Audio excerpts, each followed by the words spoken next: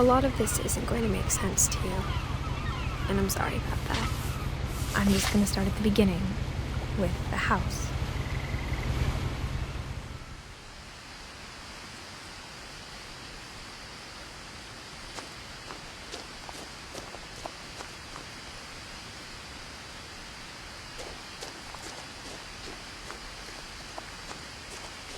I lived here until I was 11, but I wasn't allowed inside half the rooms.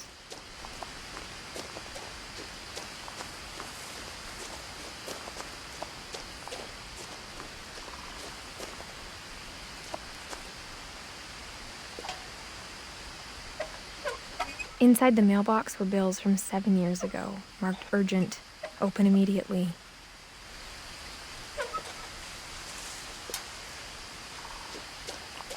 I hadn't been back since my brother Lewis's funeral.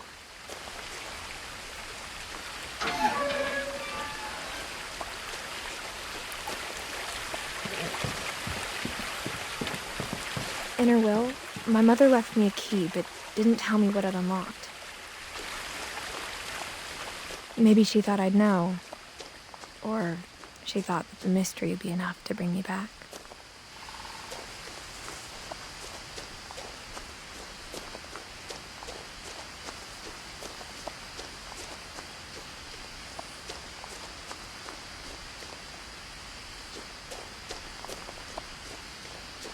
No one had driven this way in a long time, but I saw a few hoof prints.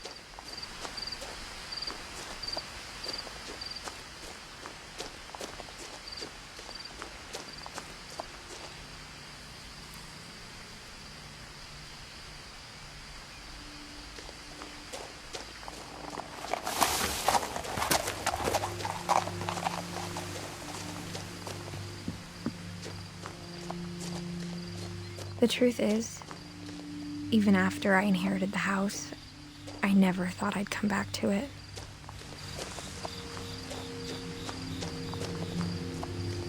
But now I had questions about my family that only the house knew the answers to. The house was exactly like I remembered it, the way I'd been dreaming about it.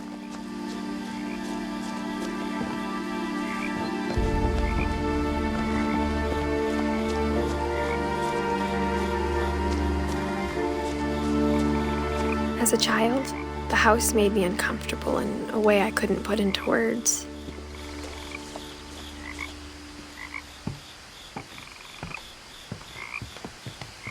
Now, as a 17-year-old, I knew exactly what those words were. I was afraid of the house.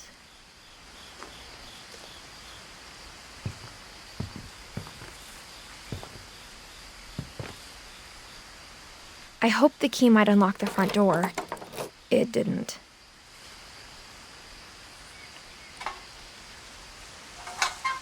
Looking in, I felt like the house itself had been waiting for me.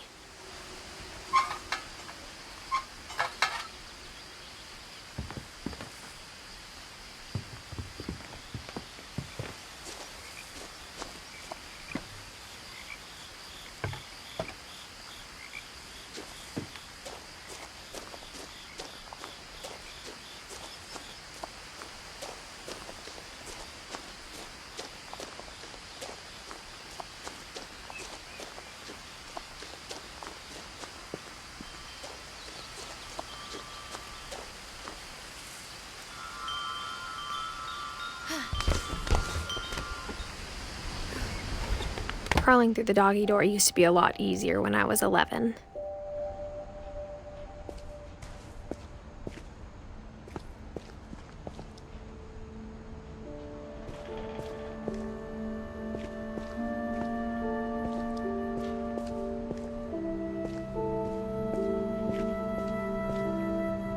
The power had been turned off the night we left.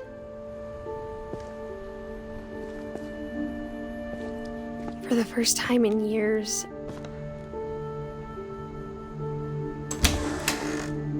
I felt like I was home.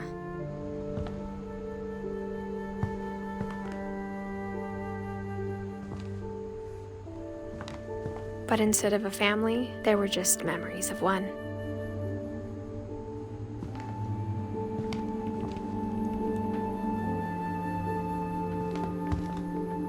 Like how only one restaurant would deliver to our house, so we had Chinese a lot.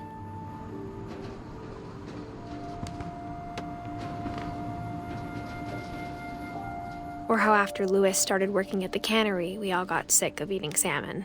Except our cat, Molly.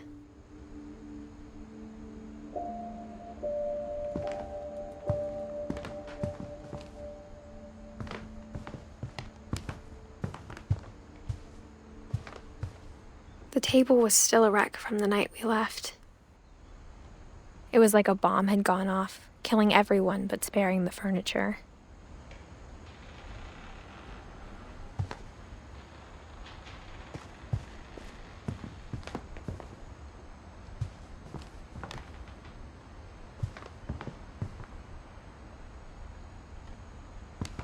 My mom was the only one of us who could imagine Great-Grandma Edie living in a nursing home.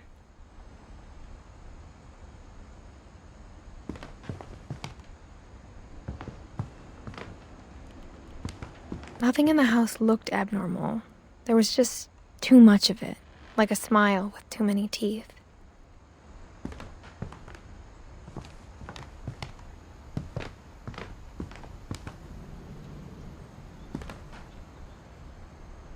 Even the fireplace had a story.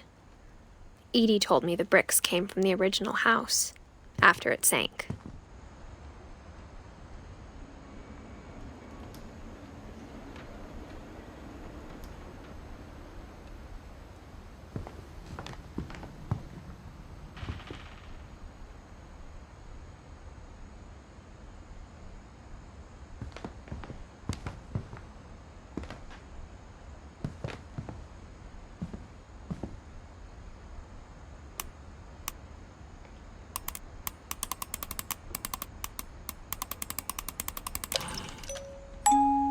Great-Grandpa Sven built a music box for Barbara, along with the rest of the house.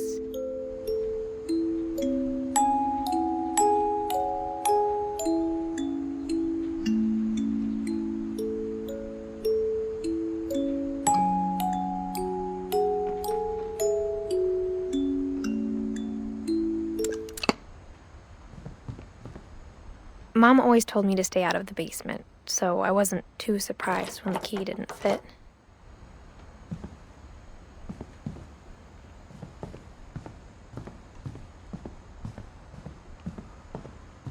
A lot of things got left behind in the whirlwind of that last night.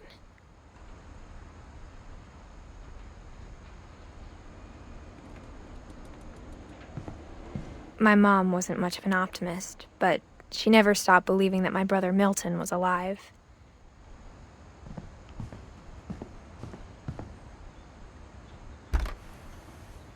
Edie told me once that every Finch who ever lived is buried somewhere in the library.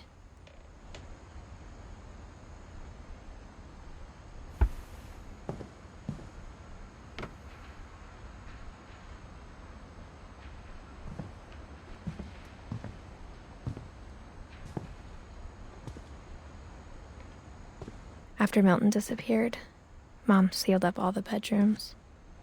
Then Edie retaliated and drilled peepholes.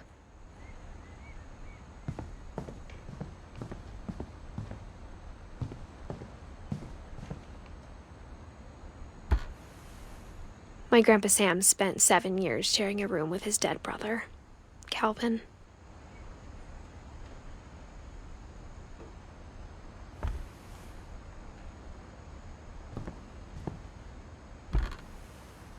As a kid, I just assumed every house had peepholes and sealed rooms you weren't allowed inside of.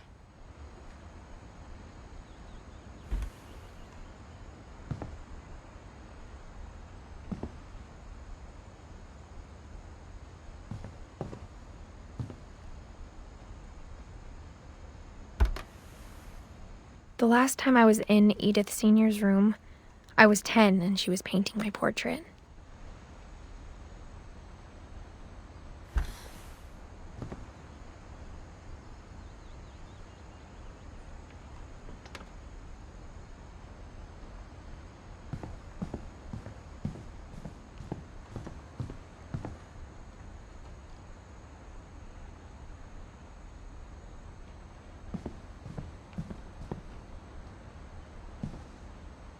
I spent a lot of time playing in Great Uncle Walter's room.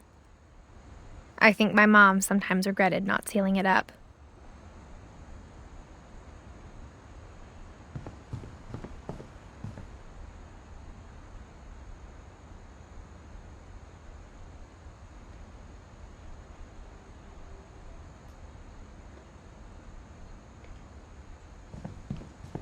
Lewis told me there were secret passages, but I never believed him.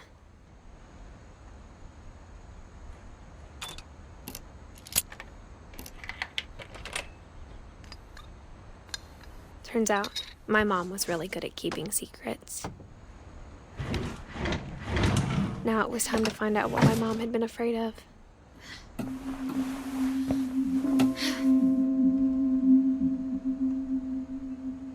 Reading this, maybe it sounds like I had a plan, but I had no idea what was behind that door.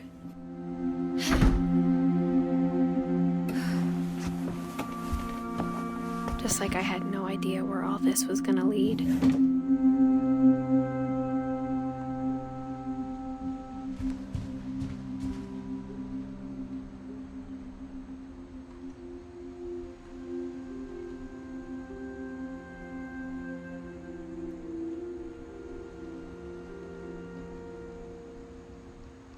I grew up looking at Molly's room through the peephole. Being inside for the first time, I felt like I'd stepped behind a painting.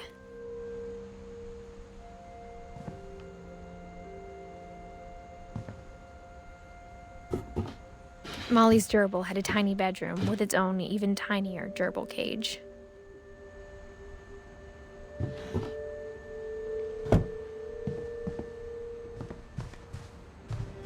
I got the sense Edie had spent a lot of time here, before my mom sealed the doors.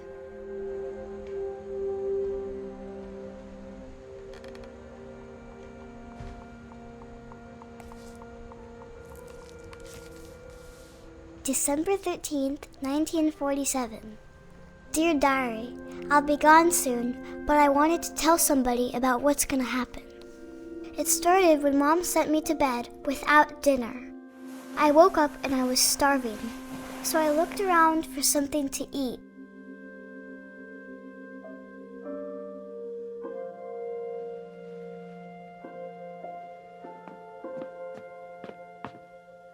The gerbil food was dry, but I didn't mind it.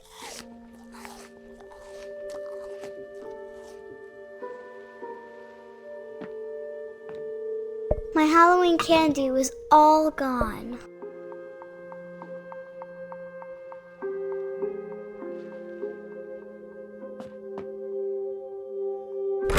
Mom, can I come out now? Sweetheart, it's late. Go to sleep.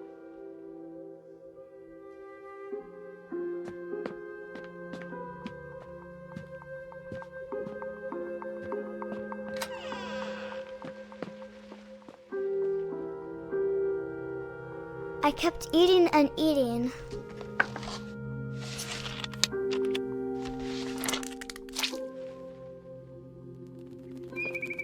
I ate a lot of things that night.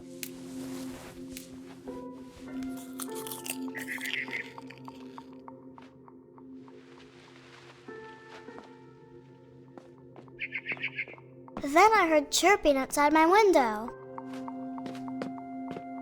It was a barn swallow going back to her nest. I reached out for her.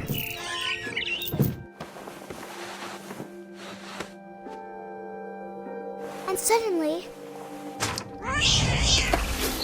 I was a cat.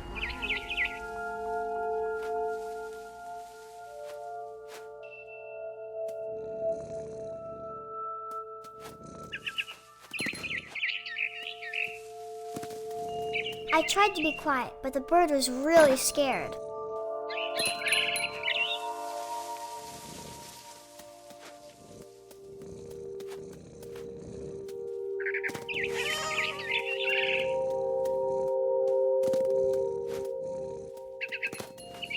Mom and Dad didn't even look at me.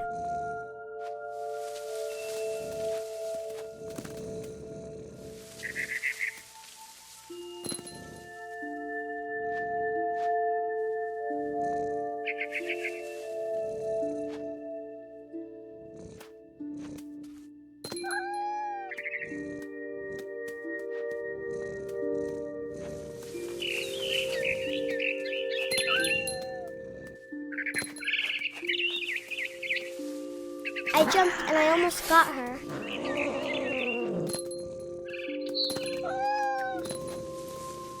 I could tell she was getting really tired. Now I was up in the big tree. I promised Dad I wouldn't climb it anymore. All I cared about was eating that mama bird. I gobbled her up. And suddenly, I was an owl. First, all I heard was the wind. Then I heard little teeth nibbling in the grass.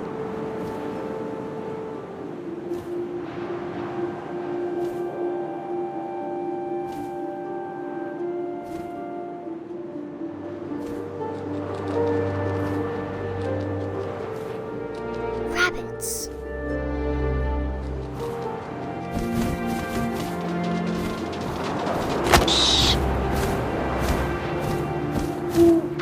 I imagined his face looking up and seeing mine through my talons.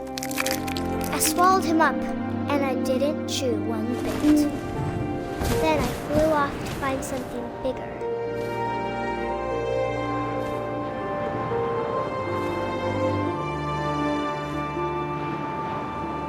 A mama rabbit.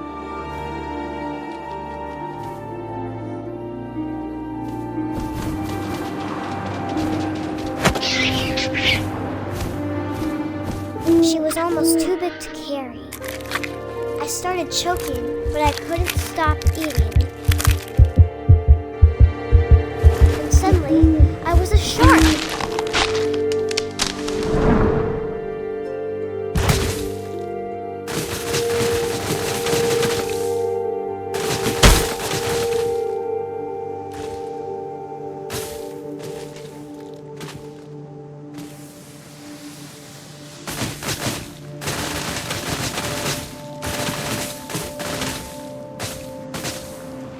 I rolled off a cliff and into the ocean. Now, I was hungrier than ever.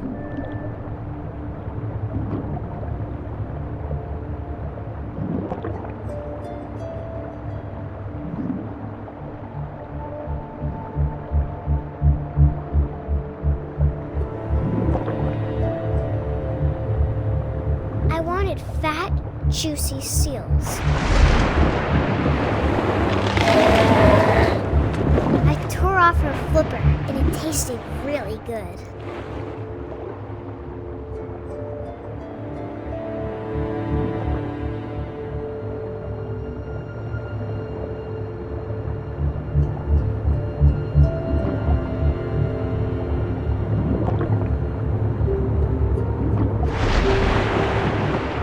I grabbed on tight, but I was so hungry, I jumped out of the water.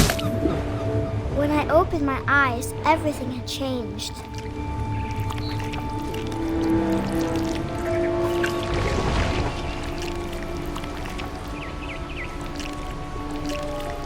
Now I was a monster, and I smelled people everywhere.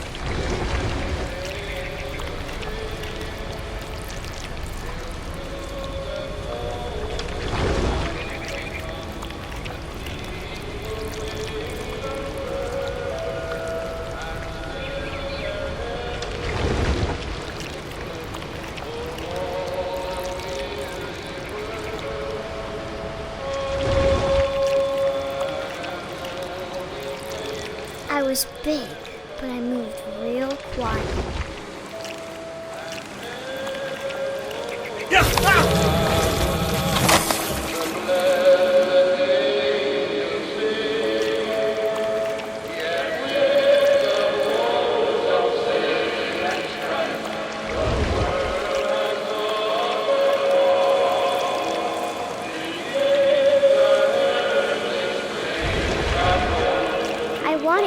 stop, but also I didn't.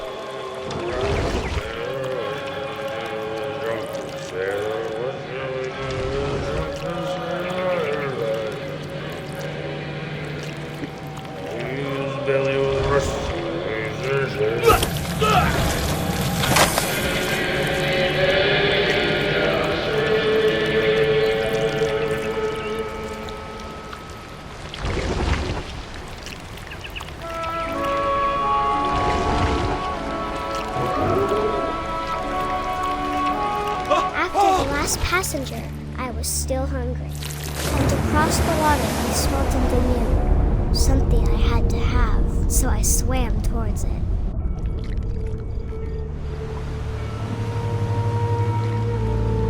I slithered onto the sand, and the good smell went into an old pipe.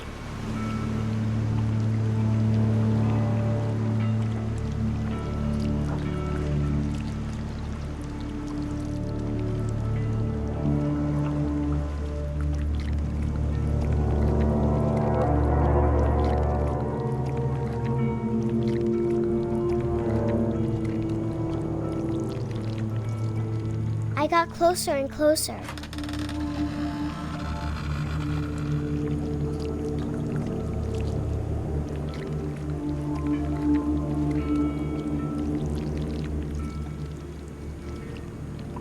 All of my stomach started growling.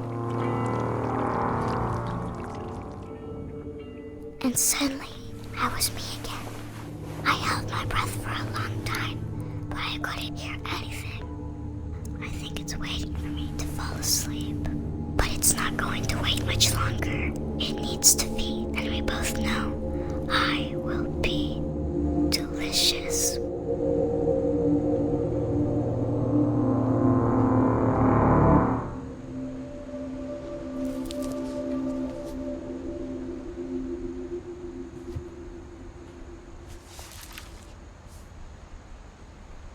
I'm not sure if I believed all of that, but I'm sure Edie would have.